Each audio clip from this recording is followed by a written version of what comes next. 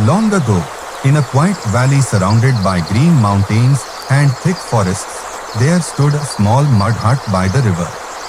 Inside that hut lived a poor but honorable woodcutter named Baba Karim. His hands were rough from years of hard work, his beard carried the wisdom of age, and his eyes still held a flame of love for his 3 daughters. His wife had passed away many years ago, leaving him to raise his children alone. Yet Baba Karim never complained. He always told his daughters, "We may not have gold or silk, but remember, honesty is the greatest treasure and truth is the strongest sword." His daughters were very different from one another. The eldest was Shajia. She was proud, lazy, and always thought only of her beauty, though, in truth, she was not as beautiful as she believed.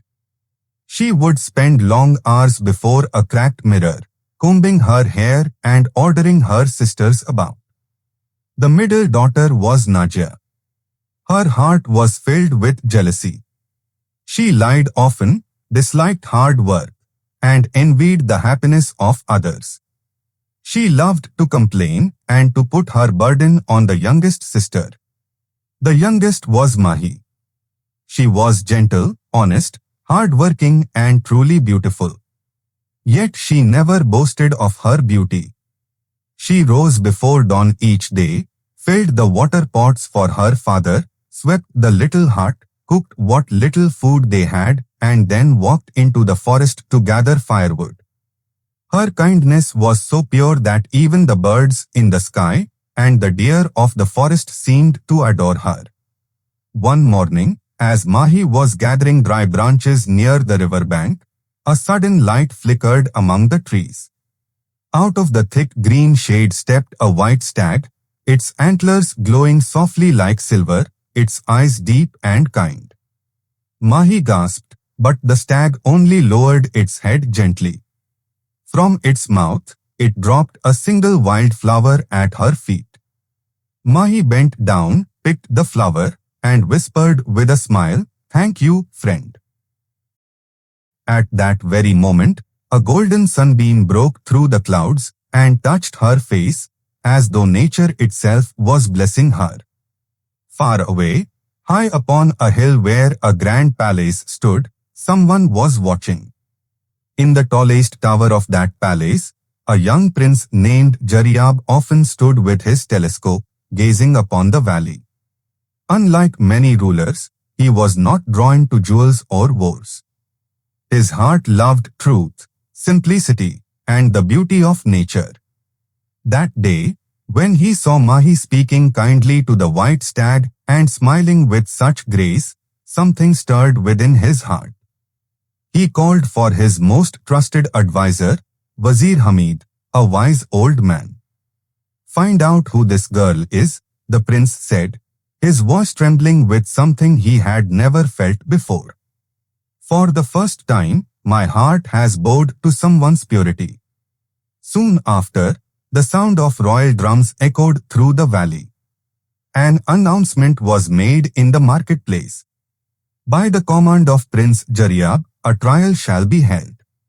The young women of this land may come. Whoever proves herself to be truthful, kind-hearted, and devoted shall have the honor of becoming the prince's companion." The news spread like fire. Shajia's eyes sparkled with greed. Naja's heart burned with envy. Both dressed themselves in borrowed silks, painted their faces, and prepared to trick the prince. But Mahi said nothing. She sat quietly by the river, thinking. Her father placed a hand on her shoulder. "Daughter, go. You need no jewels, no painted face. Your truth is enough." The trials were to be held inside 3 rooms of the palace.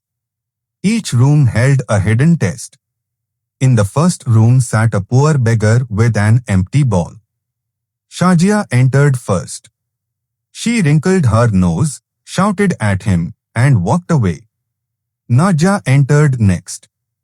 Instead of giving, she demanded, "Do you have gold? Give it to me." But when Mahi entered, her eyes softened. She took off her own scarf, wrapped it around the beggar's shoulders, and placed her food into his bowl. "Eat, uncle. You must be hungry." The beggar's eyes filled with tears. The second room was filled with broken furniture, dusty pots, and torn cloth. Shajia took one step inside and cried, "Filth! I will not waste my hands here." Naja kicked a broken stool and muttered, "This is beneath me." But Mahi entered quietly. She picked up each item, cleaned it, mended what she could, and arranged the room with care. She whispered as she worked, "Even broken things deserve kindness." In the final room sat a man dressed as a poor traveler. None knew it was Prince Zariyab himself in disguise. Shajia entered and lied boldly. "I am from a rich family. I will bring you honor." Naja boasted falsely. "I own lands and servants. Choose me, and your palace will shine."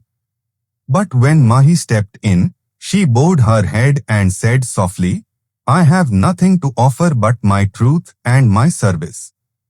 If that is not enough, I am not worthy of your palace." The traveler smiled. His disguise melted away, and there stood Prince Zariyab himself. He rose, took Mahi's hand, and said, "You are the one I was searching for. Your eyes carry truth, and your heart carries light." Before the whole court, Prince Zariyab announced, "Let it be known. Mahi alone has passed the trials. She shall be the princess of this land." The crowd cheered. Baba Karim, standing among them, wept with joy. Shajia and Naja lowered their heads in shame and returned home in silence. Mahi, though dressed in royal robes, never let pride touch her heart. She loved the palace servants as sisters, gave alms to the poor, and spent hours in the palace garden talking to the birds. But one evening, as the wedding preparations began, the white stag returned to the palace gates. The guards were alarmed, but Mahi stepped forward. The stag bowed its head, and in its antlers hung a small golden key. Wazir Hamid took the key and realized it opened a forgotten door beneath the palace. Inside, they found an old chest filled not with treasure, but with books, books of wisdom, forgotten tales of kindness and justice, left behind by the prince's ancestors. The prince turned to Mahi and said, "Even fate itself bends toward you.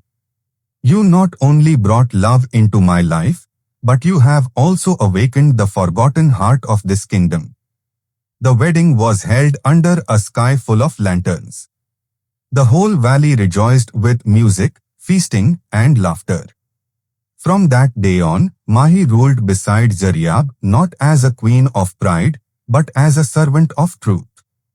She never forgot her heart, her father, or the lessons of kindness. And people still say, if beauty rests in the heart, destiny itself will knock on your door.